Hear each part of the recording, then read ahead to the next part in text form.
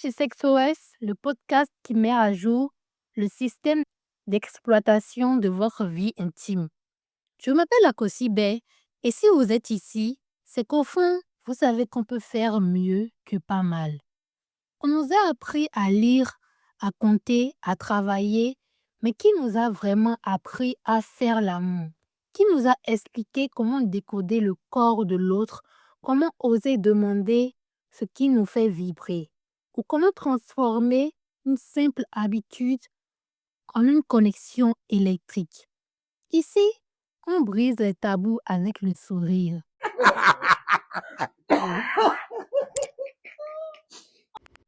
On parle de plaisir féminin sans détour, d'orgasmes qui ne sont plus des mirages et de cette communication qui change tout. Que vous soyez en couple depuis 2 jours ou 20 ans, je suis là pour vous donner les clés d'une sexualité consciente, vibrante et surtout partagée. Installez-vous confortablement, ouvrez vos oreilles et vos cœurs. SexOS, c'est maintenant et promis, ça va faire du bien.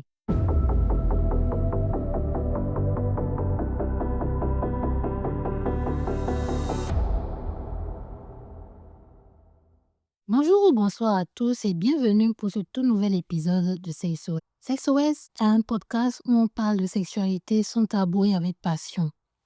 Aujourd'hui, j'avais tout particulièrement envie de parler d'une notion qui est en train de disparaître ou qui disparaît peu à peu. Il s'agit de la galanterie. SexOS, j'adore. Miam miam. Aujourd'hui, la galanterie est un code ou une éthique qui est en train de disparaître. Aujourd'hui, les gens pensent d'abord à eux, on pense d'abord à soi et on s'en fout de l'autre. Les gens ont oublié que dans ce monde, tout est énergie, tout est vibration, que tout ce que tu donnes, tu le reçois. Alors, la galanterie, c'est un code essentiel pour avoir une femme. Beaucoup de personnes se posent la question de savoir c'est quoi la galanterie, qu'est-ce que ça veut dire galanterie.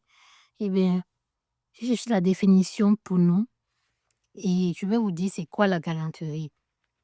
La galanterie est un code de conduite traditionnel mêlant courtoisie, politesse empressée et séduction principalement exercée par les hommes envers les femmes. Si je me rappelle bien dans l'épisode, quand j'avais parlé du fait que ce que je voulais à travers ma sexualité, c'était la sexualité comme ça se décrivait dans les romans.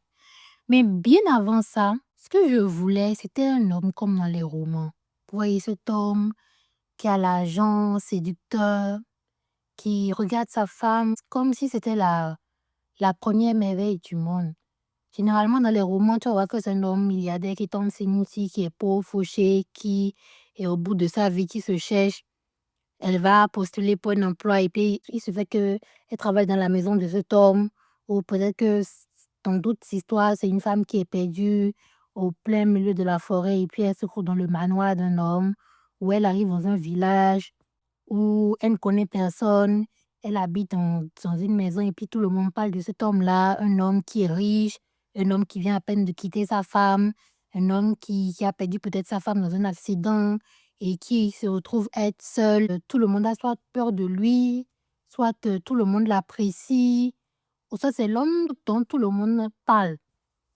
Ou peut-être parfois c'est un mafieux ou un chef de gang et en tout cas, il y a toujours un truc qui intrigue derrière cet homme-là. Cet homme-là est toujours intriguant et tu as envie de savoir au fil de l'histoire ce qui va se passer entre les deux. Tu sais déjà que les deux finiront par sortir ensemble, mais tu es quand même curieux de savoir comment ça va se dérouler, comment ça va se passer et tout.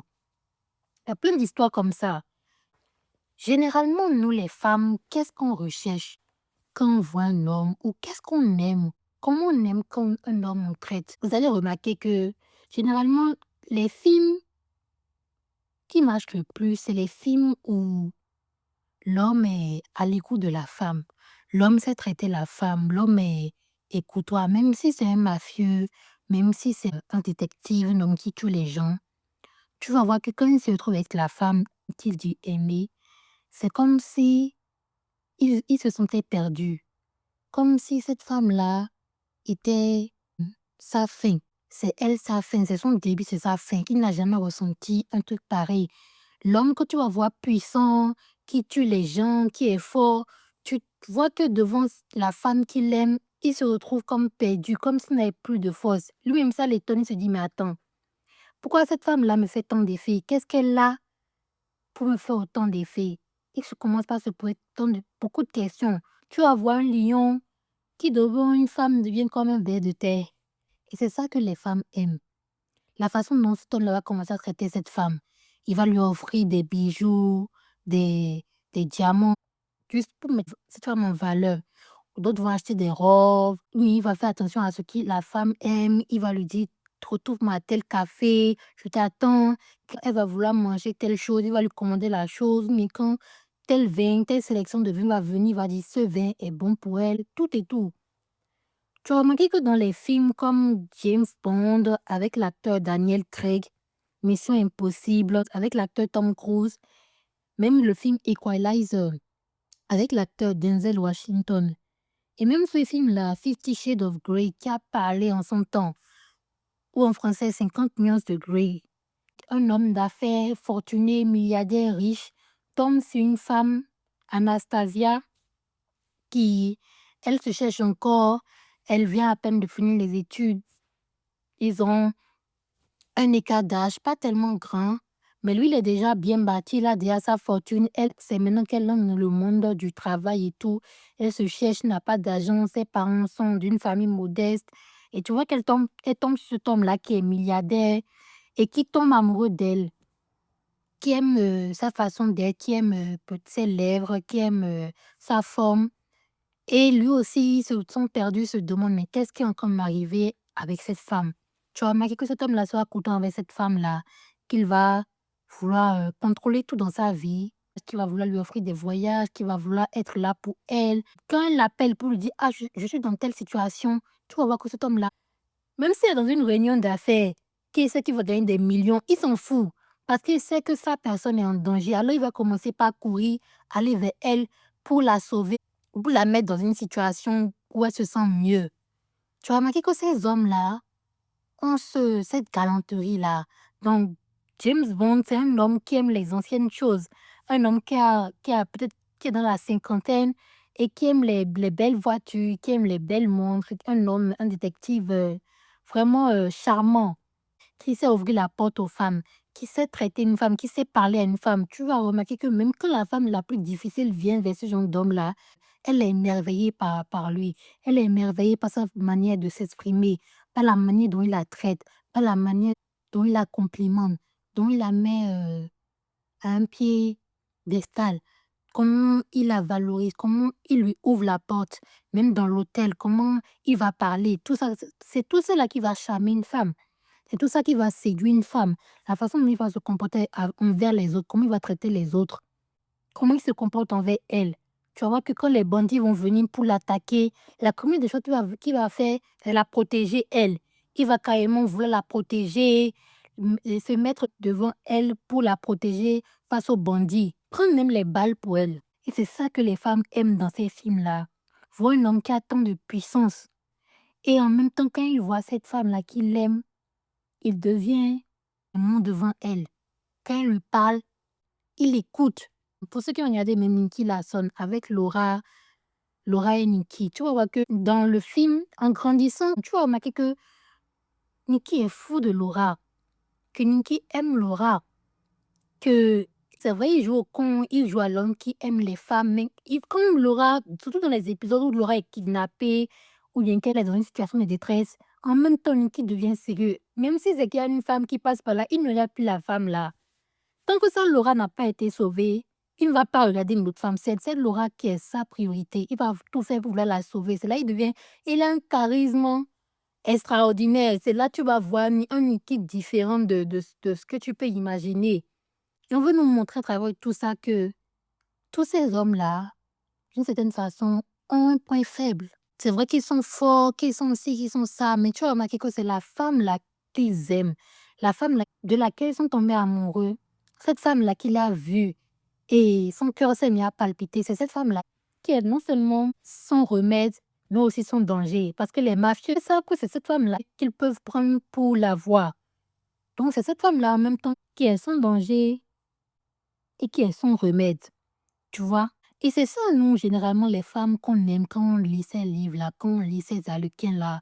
Un homme qui est prêt à tout sacrifier pour toi, un homme qui t'aime, un homme pour qui tu as de la valeur. Le nom de sa femme ne doit pas être dans la bouche de tout le monde. Quand une personne ose parler de sa femme, il suffit juste d'un regard pour que la personne en même temps puisse se taire. Parce que tu sais que cet homme-là, on ne parle pas de sa femme n'importe comment. C'est tout ça là qui nous, les femmes, nous fascine à travers les romans, les harlequins, avant maintenant la partie de sexe. Comme dans Fifty Shades of Grey où la femme se fait attacher, ça c'est parce que c'est un truc qu'on ne fait pas tous les jours, un truc qu'on ne voit pas tous les jours. Donc c'est ça que les femmes aussi, qui va pousser la curiosité des femmes. Et les femmes vont se dire, moi aussi je voudrais essayer, je voudrais voir comment ça se passe et tout. Tu as remarqué que ces hommes-là, la façon dont ils punissent les femmes, c'est en leur donnant du plaisir. Et c'est ça que les femmes kiffent aussi en lisant les livres. Il est fâché contre la femme, mais il a puni en lui donnant du plaisir. Et ça excite encore plus les femmes. Ça nous emmène à manifester encore plus ce genre d'homme dans nos vies. Et aujourd'hui, je trouve que tout ça là est en train de disparaître. Cette notion de politesse, cette façon de traiter la femme est en train de partir. Il n'y a plus ça. Aujourd'hui, tu rencontres un homme, on vous emmène à manger. Tu as remarqué que l'homme là même va manger la nourriture plus que toi. L'homme va même pas te demander est-ce que tu as faim. L'homme ne sait pas se comporter. Un exemple, vous recevez des invités à la maison. Qu'est-ce qu'un homme galant va faire? Même un homme galant est galant envers tout le monde, pas seulement envers la femme qu'il aime. L'homme galant est galant envers tout le monde parce qu'il a cette notion de politesse-là, il a cette notion de je donne, il aime donner. Et tu vas remarquer que cet homme-là, quand la nourriture vient, il va d'abord dire, ah, c'est d'abord les invités. Il va dire à sa femme, c'est d'abord les invités doivent manger avant nous. Et la femme, peut-être qu'elle se conserve les invités à que la nourriture est en train de finir. Elle va dire: «Ah, mon mari n'a pas encore mangé, je dois le servir». Elle va le servir, quitte à se priver elle-même. Et c'est peut-être quand tout le monde sont encore mangé que le mari va demander à sa femme: «Et toi, tu as mangé?» La femme va dire: «Non, j'ai pas pu trouver». Et là, il va dire: «Tiens chérie, mange». Et là, elle va lui dire: «Non, toi, vas-y, mange». Tu vois que les 2 sont comme ça en train de se taquiner et puis à un moment donné, l'homme va dire: «OK, mangeons ensemble». Et je vois que les 2 vont commencer à manger. Mais tu as remarqué aussi qu'il y a des hommes qui, en même temps, quand on est en train de servir tout le monde, il va dire: «Ah, c'est moi, c'est moi. Moi, je dois manger. Je suis chez moi. C'est moi qui dois manger d'abord. Je suis le roi de la maison. C'est moi qui dois manger d'abord». SexOS. Miam miam. Il y a des hommes, quand tu les regardes, quand tu regardes la manière dont ils traitent leurs femmes, tu es tellement fasciné.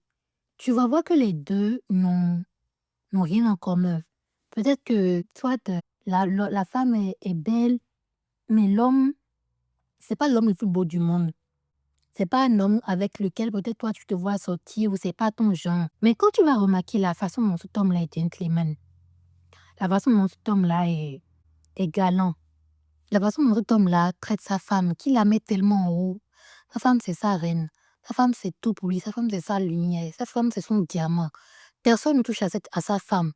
Personne ne parle mal à sa femme. Personne ne manque de respect à sa femme, surtout devant lui.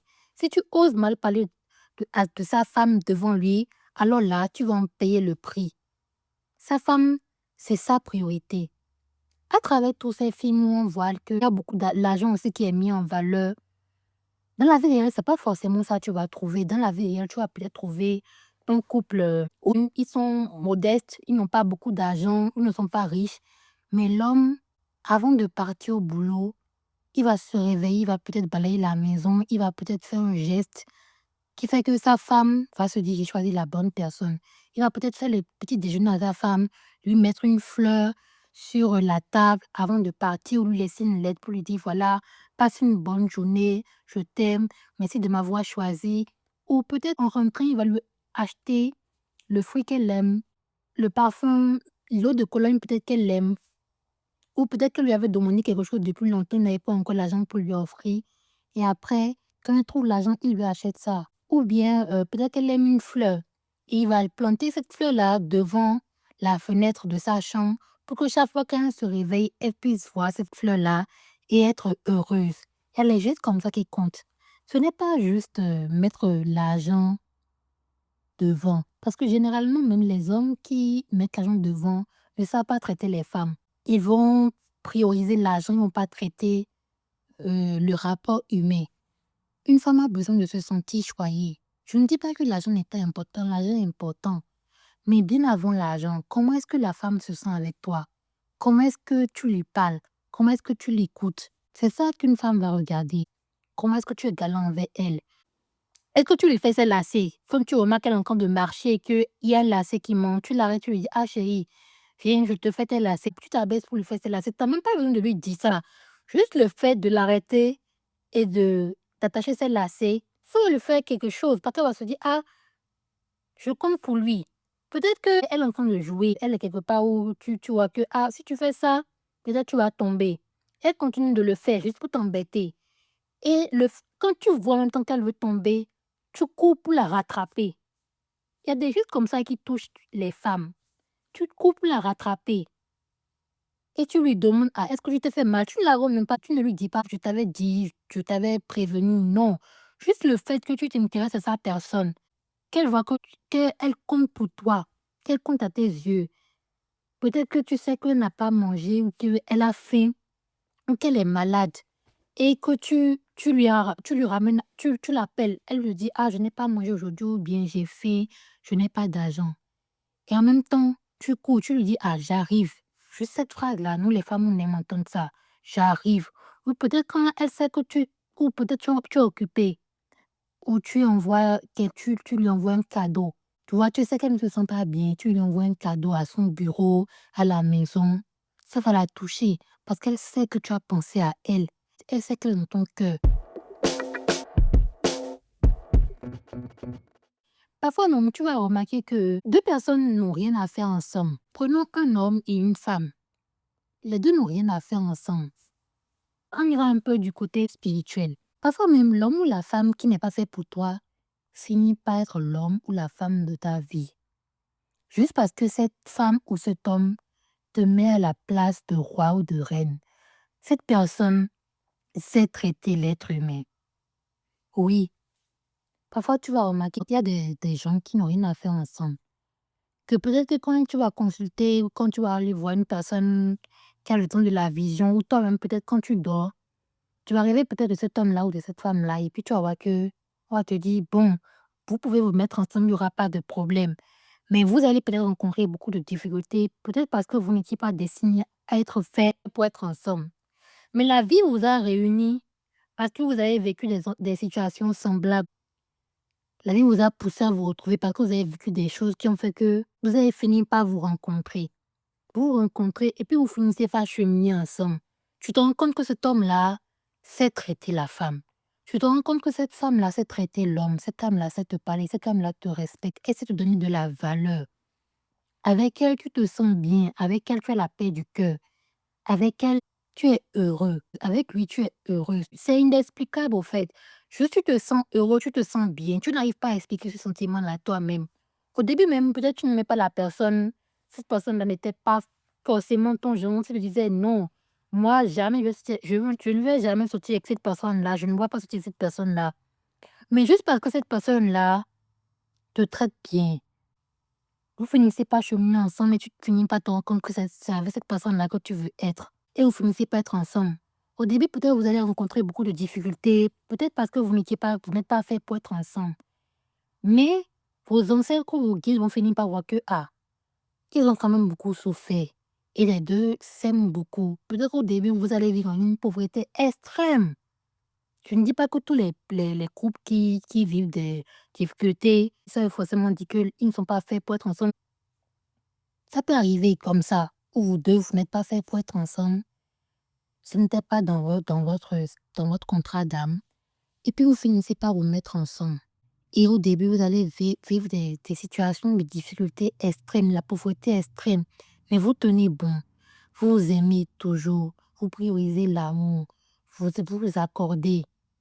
L'amour règne, même quand les gens vous voient, les gens vous envient, malgré que vous n'avez pas l'argent, vous avez toujours cette notion de respect là, cette notion de couple, cette notion de bienveillance. Vous savez traiter les gens, même quand les gens viennent chez vous, ils n'ont pas envie de repartir parce que juste la façon dont vous vous aimez, ça leur plaît. Ils aiment votre amour, ils aiment votre harmonie, votre symphonie. Et au fil du temps, comme vos guides voient que, bon, c'est vrai, ils n'étaient pas faits pour être ensemble, mais ils ont tellement vécu de difficultés, mais ils sont toujours ensemble, qu'on va leur laisser une chance. Et c'est là peut-être c'est là ils vont commencer par diminuer votre fardeau, ils vont commencer par vous donner de la grâce, de l'argent, tout ce que vous voulez. Parce qu'ils ont vu que malgré tout, vous avez tenu bon. Et vous allez aussi rencontrer ces couples-là qui sont aussi faits pour être ensemble, où les deux âmes s'accordent et ils vont vivre aussi la même chose. Ils vont vivre beaucoup de difficultés et au fil du temps, ils vont finir aussi par vivre dans l'abondance, dans la richesse. Il y a aussi des couples aussi qui sont faits pour être ensemble, mais qui n'ont pas fini ensemble parce qu'il y a cette notion d'ego-là. Parce que soit l'homme ne sait pas traiter la femme, soit la femme ne sait pas traiter l'homme. Mais normalement, dans leur contrat d'âme, ceux qui sont faits pour se mettre ensemble. Mais juste parce que dans cette incarnation-là, ils ont vécu des traumatismes, ils ont vécu des choses qui font qu'ils ont oublié leur mission d'âme. Donc chacun dans son ego, chacun ne veut pas faire d'efforts, chacun veut rester dans son coin. Ce qui fait qu'au final, les deux ne vont pas finir par être ensemble. Les deux vont vivre des histoires d'amour différentes. Alors que peut-être qu'ils sont normalement, ils devaient se mettre ensemble. C'était ça leur contrat, c'était ça leur mission. Ça arrive, c'est la vie, c'est comme ça. Il n'y a pas forcément quelque chose de linéaire ou de tracé dans cette vie. Même nos âmes oublient les missions pour lesquelles elles sont venues sur Terre. Parce que le fait qu'on a vécu des choses pas possibles, des difficultés extrêmes, on finit par oublier c'est pourquoi on était venu ici. On finit par oublier notre mission de vie, notre mission d'âme. D'autres peut-être étaient venus pour telle chose, mais quand ils sont venus sur la terre, ils ont commencé par s'attacher aux choses physiques. Ils ont commencé par s'attacher aux choses de la terre. Et c'est pourquoi ils sont venus. Si par exemple la personne devait être voyant et tout, ni vivre au village, il va commencer par dire non, moi je veux pas ça, moi je veux vivre en ville. Alors que peut-être que la personne est faite pour vivre au village. Et ça va encore lui créer des problèmes dans sa vie, il va pas comprendre, vu qu'il va préférer vivre dans ça. SexOS? J'adore. SexOS? Donc Miam c'est ça. miam. Aujourd'hui, il n'y a plus cette notion de galanterie, de lâcher prise. Où il y a beaucoup plus d'ego, on se dit non, moi je veux pas traiter une femme comme ça. Aussi, c'est que peut-être je joue de la porte à une femme, mes amis vont se moquer de moi. Moi, je vais pas montrer mes émotions à une femme. Quand tu pleures, c'est que tu n'es pas un homme. Il y a beaucoup de choses comme ça. Les gens vivent aujourd'hui beaucoup plus pour leur ego. Les femmes ne savent plus traiter les hommes et vous, les hommes ne savent plus traiter les femmes. On te dirait aujourd'hui que donner du plaisir à une femme, que c'est un péché, qu'il ne faut pas descendre à la cave, que quand tu descends à la cave, que ce n'est pas bien. On te dira aussi que quand donner du plaisir à un homme, que ce n'est pas bien, que c'est un péché. Que quand tu descends aussi à la cave d'un homme, que c'est un péché. Alors que c'est tout ça là qui va créer l'harmonie dans le couple. C'est tout ça là qui va créer le bonheur dans le couple. Le fait que tu sais traiter ta femme, que tu sais lui parler, que tu ne lui manques pas de respect, que même dans une discussion, vous êtes là en train de parler avec vos amis, tu sais que ta femme n'a pas raison, mais tu la soutiens quand même. Tu dis c'est elle qui a raison, c'est elle qui a raison. Et quand vous rentrez maintenant à la maison, tu lui dis ah, chérie, en vrai, tu n'avais pas raison, hein. Mais je voulais pas montrer aux gens que tu n'avais pas raison. Tu vois, ça va encore plus la toucher. Et c'est pareil aussi pour les femmes. Ton homme est dans une discussion, tu sais qu'il n'a pas raison.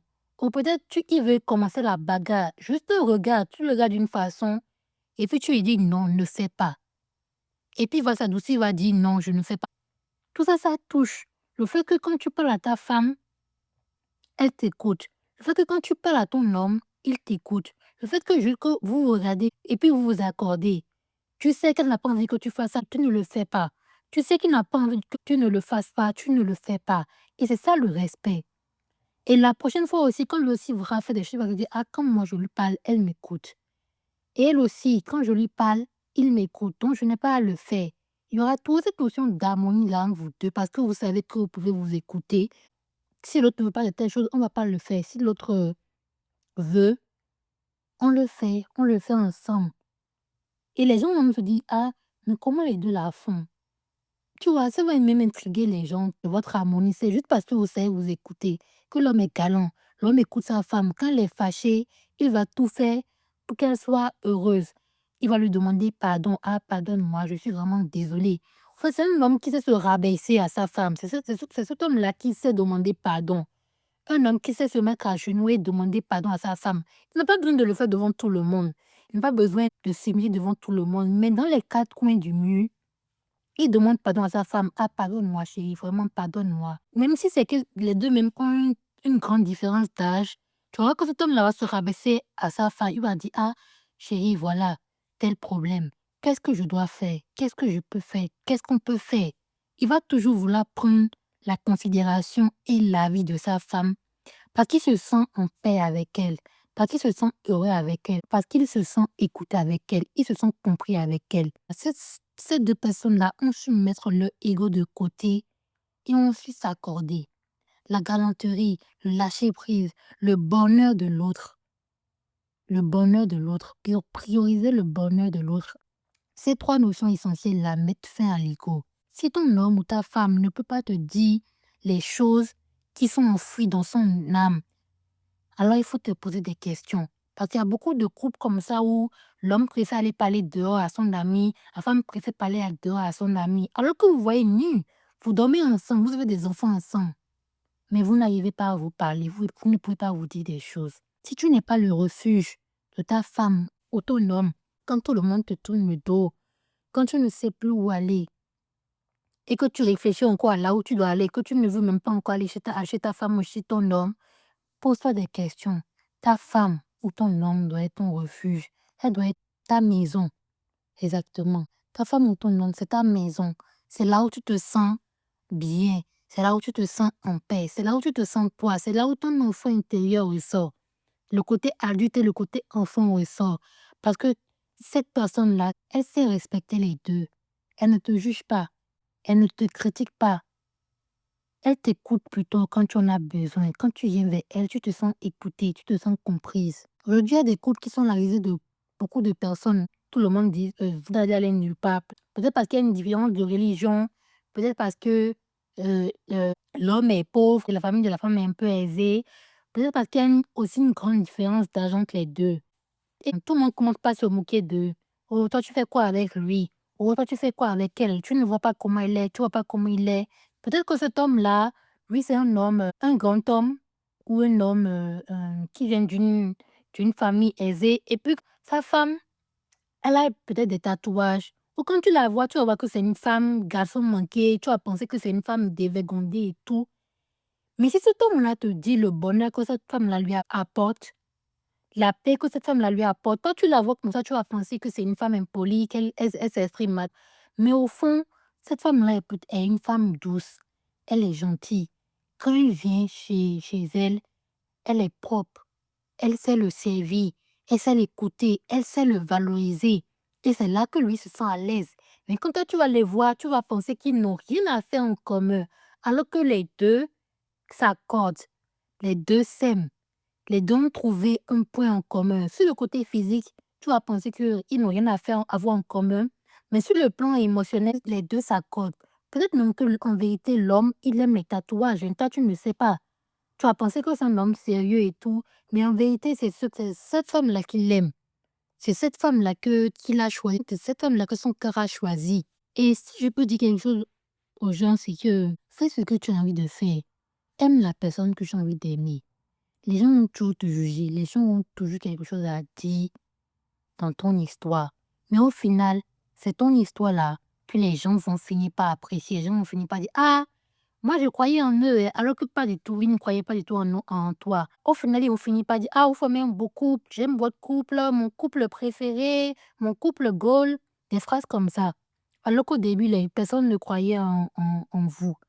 Vous avez vécu des situations où vous n'avez peut-être rien à manger, des situations de difficulté, vous avez peut-être perdu un enfant, des situations que les gens n'ont même pas aidé.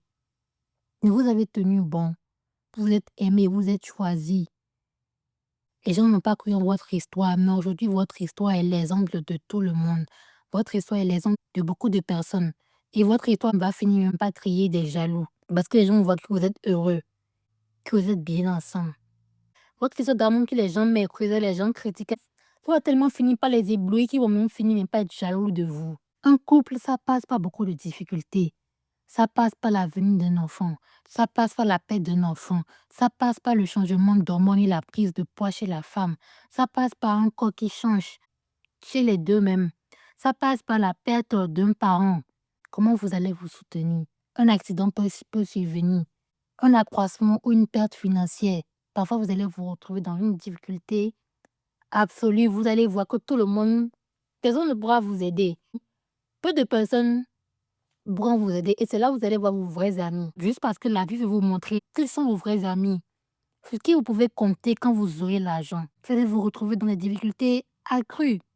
Et c'est là les gens vont parler, les gens vont dire: «Ah, je t'aide de pas sortir avec lui, non. Je t'aide de pas sortir avec elle, non.» Et là, tu te poses des questions. Est-ce que j'ai bien fait de sortir avec lui? Est-ce que j'ai bien fait de sortir avec elle? Est-ce que c'est pas elle mon fardeau? Mais la vie essaie juste de vous mettre devant des difficultés pour voir si vous êtes prêt à pouvoir vous soutenir, si votre amour peut surmonter tout. Si vous avez choisi la difficulté ou la facilité, et c'est là que, si c'est que tu as fait un bon choix, tu te dis: «J'ai fait un bon choix» parce que malgré les difficultés, malgré tout, tu es quand même heureux d'être avec cette personne-là parce que cette personne-là te respecte, que cette personne te valorise. Même quand vous n'avez rien à manger, cette personne-là fait tout pour que tu sois heureux. Elle te fait rire. Elle va commencer par chanter, par te faire des blagues, juste pour te rendre heureuse. Tu sais que tu n'as rien mangé, mais tu vas au boulot. Tu es plus heureux encore même que tes collègues même qui ont mangé. Parce que tu as une femme qui t'attend à la maison, qui est heureuse de te voir. Tu as un homme qui est heureux de rentrer à la maison, qui est heureux de retrouver sa femme, à qui va lui raconter sa journée. Quand quelque chose vient, vous essayez de fructifier ça. Elle va prier pour toi, elle va te bénir, elle va te dire: «Ah, voilà, tu auras plus.» Tu vois? C'est des choses comme ça qui font que tu te dis: «J'ai fait le bon choix». Alors si c'est que tu es avec une personne, tu te sens pas en paix, tu te sens pas toi-même, tu es obligé de faire des efforts pour plaire à cette personne. Cette personne est venue, elle a vu que tu avais ce poids et elle va pas te dire: «Oh, perds du poids. Pourquoi ton ventre est comme ça? Pourquoi ton ventre est comme ci?» Cette personne essaie de te changer. Elle ne sent pas forcément les mauvaises choses en toi. Elle change plutôt les choses qui, elles, ne lui plaisent pas. Tu vois qu'avec cette personne-là que tu aimes, tu vas te sentir en paix. C'est un truc inexplicable. Cette personne-là sait te traiter, cette personne-là sait te valoriser, cette personne-là sait te mettre en haut.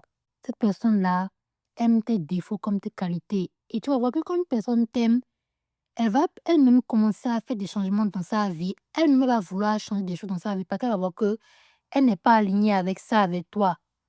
Ce qu'elle faisait avant, ça ne lui plaît plus. Les choses vont commencer par changer de façon naturelle avec elle. Et cette personne-là même va te le dire. Quand je t'ai rencontré, j'ai changé plein de choses. Tu m'as permis de changer plein de choses. Ma vie a changé. C'est elle-même qui va vouloir faire des efforts pour changer les choses dans sa vie. Parce qu'elle va voir que ce n'est pas bon. Je ne vais pas continuer cette vie, ma vie d'avant avec cette personne. Non. Cette personne-là va vouloir changer elle-même les choses parce qu'elle veut te plaire. Parce qu'elle veut que votre relation marche. Elle veut tout faire pour que votre relation puisse marcher. Et c'est ça, pour voir le bonheur d'une personne.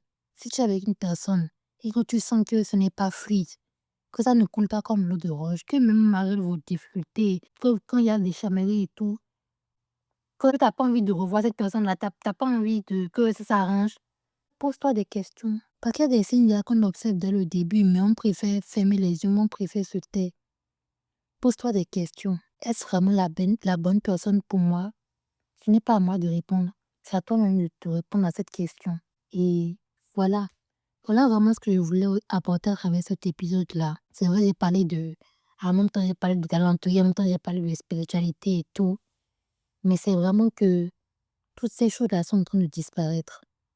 Toutes ces notions-là sont en train de disparaître. C'est ça qui va faire que une femme va aimer un homme. C'est ça qui va faire qu'un homme va aimer une femme. La façon dont un homme traite une femme. Et c'est ça aussi qui fait que beaucoup de femmes aussi, aujourd'hui aussi préfèrent les personnes plus âgées parce qu'elles ont remarqué aussi que les personnes plus âgées savent mieux traiter la femme. Et aujourd'hui, tu vas voir qu'il y a un déséquilibre. Beaucoup de femmes iront vers les hommes plus âgés et puis les hommes qui ont un certain âge, qui ont la même trentaine, ils vont se dire: «Ah, mais qu'est-ce qui se passe? Pourquoi pourquoi moi, les femmes aujourd'hui, je ne les attire plus ou bien pourquoi je n'ai pas de femmes?» Regarde ton comportement. Regarde comment tu traites une femme. Regarde comment tu lui parles. Qu'est-ce que tu la mets sur un piédestal? Est-ce qu'elle se sent bien avec toi?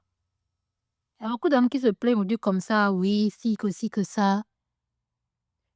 Mais si c'est que tu veux construire quelque chose de vrai, pas juste du sexe. Parce que le sexe, c'est facile à obtenir, c'est facile à avoir. Mais les sentiments, c'est la chose la plus difficile aujourd'hui à obtenir. Les sentiments. Le fait que une personne qui veut faire sa vie avec toi, une personne veut s'accorder avec toi. Aujourd'hui, c'est difficile à avoir, aujourd'hui, c'est difficile à obtenir. Une personne avec laquelle tu te sens bien. Donc, pose-toi des questions. Tu vas dire, oui, je peux avoir telle femme, je peux avoir telle femme. C'est vrai, tu peux avoir telle femme, tu peux coucher avec telle femme. Mais après ça, qu'est-ce qui se passe? Après ça, qu'est-ce que tu as créé? Tu n'as créé aucun lien. Tu n'as rien créé du tout. Tu vas juste passer de fille en fille. D'autres femmes ont passé aussi d'homme en homme, mais finalement, tu te retrouves à la fin sans rien. Mais ça s'arrête là. Donc, si on peut ramener cette notion de galanterie, ça va parler à une femme, ça va charmer une femme. Comment parler à une femme? Comment regarder une femme? Comment une femme va se sentir quand elle est avec nous? Si on pouvait ramener ça, ça serait vraiment bien. Il y aurait beaucoup plus d'équilibre dans le monde. Oui. J'espère que cet épisode vous a donné envie d'explorer, de tester et surtout de vous parler. Rappelez-vous, votre sexualité n'est pas figée. Elle évolue avec vous et le plus beau voyage, c'est celui que l'on fait vers le plaisir de l'autre. À vous de jouer maintenant. Emportez une idée, un mot ou un geste de cet épisode et mettez-le en pratique dès ce soir. Parce que la théorie, c'est bien, mais la connexion, c'est tellement mieux. Si cet épisode vous a fait du bien, n'oubliez pas de le partager avec votre partenaire ou avec ce couple d'amis qui en a besoin. Laissez-moi des étoiles et vos commentaires. Ça aide le podcast à grandir et à briser encore plus de tabous. Je suis à Kosibé et on se retrouve très vite pour un prochain épisode. D'ici là, explorez, vibrez et surtout kiffez. Merci à vous d'être restés jusqu'à la fin. Je vous dis à la prochaine pour un tout nouvel épisode de SexOS. Bye!